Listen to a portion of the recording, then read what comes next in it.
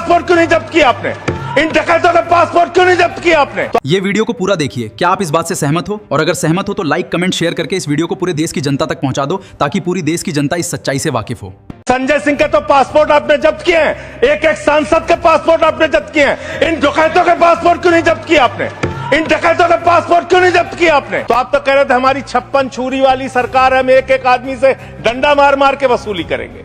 मोदी जी के राज में 9,000 करोड़ रुपए लेके विजय माल्या भाग गया। चुनौती का वीडियो। 20,000 करोड़ रुपए के लेके नीरव मोदी, मेहुल चौकसी भाग गया।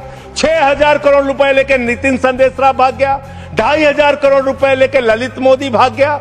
ये बड़े बड़े जो हजारों करोड़ रुपए के लुटेरे थे, हिंदुस्तान से भगाया किसने इनको? जोर जोर से बोल के लोगों को स्कीमें बता दे। आपने भगाया।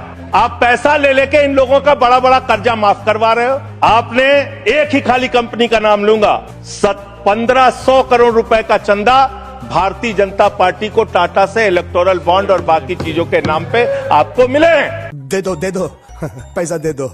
मुझे तो समझ में नहीं आता, जैसे अडानी का नाम लो पूरी की पूरी भाजपा खड़ी हो जाती है।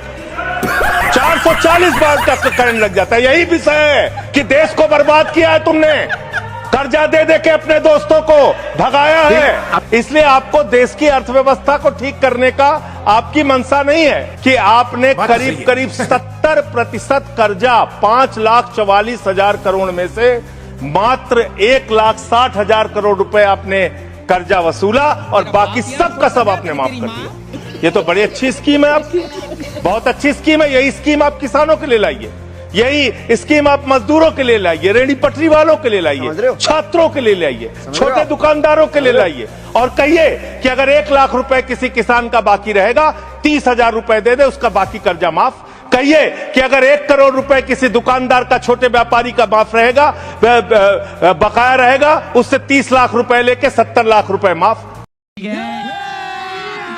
अभी मजा आएगा ना, क्योंकि यही काम तो किया है आपने। आंकड़े पढ़ रहा हूं मान्यवर, ध्यान से पूरे देश को सुनना चाहिए। क्या है आपकी असलियत? आपने भूषण स्टील का 54,000 करोड़ रुपए कर्जा बकाया था, 42,000 करोड़ रुपए आपने वसूला, 23% आपने माफ किया। एसआर का, भूषण स्टील का 57,000 करोड़ रुपए बकाया था, 35,000 करोड़ वसूला, 38% आपने माफ किया। 8,000 करोड़ रुपए ज्योति स्ट्रक्चर्स का बकाया था, 55% आपने माफ किया। 91,000 करोड़ जीएचएफएल का बकाया था, 60% आपने माफ किया। भूषण पावर का 48,000 करोड़ रुपए बकाया था, 19,000 करोड़ रुपए वसूला, 60% माफ किया। इलेक्ट्रो स्टील्स का 14,000 करोड़ रुपए बकाया था, 5,000 करोड़ रुपए लिया, 62% आपने माफ किया। मोनेट इस्पात का 11,500 करोड़ रुपए बकाया था, 2,800 करोड़ रुपए वसूला, 75% कर्जा आपने माफ किया। एमटेक का 13,500 करोड़ रुपए बकाया था, 2,700 करोड़ रुपए वसूला, 80% आपने माफ किया।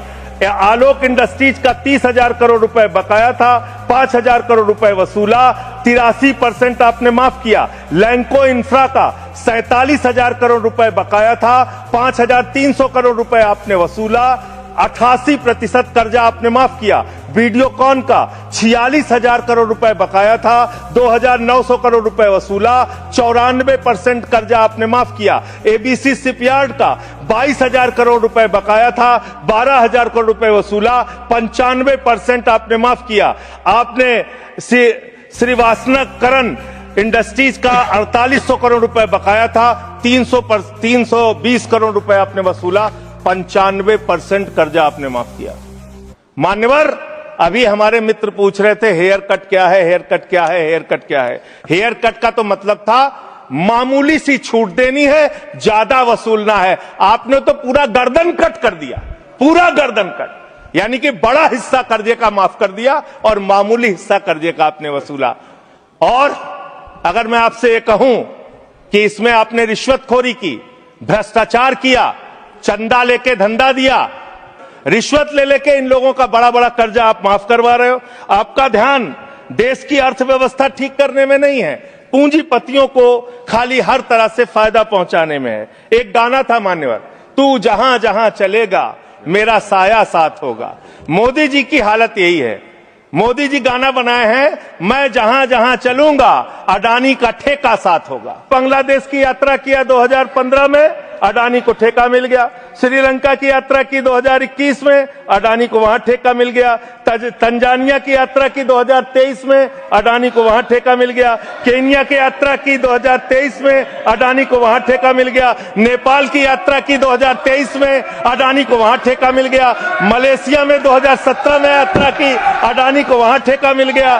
2018 में सिंगापुर की यात्रा की, अडानी को वहां ठेका मिल गया। सर दिखाई नहीं पड़ रहा हूं मैं सर, अडानी को वहां ठेका मिल गया। वियतनाम की यात्रा की 2024 में, अडानी को वहां ठेका मिल गया। इजराइल की यात्रा की 2017 में, अडानी को वहां ठेका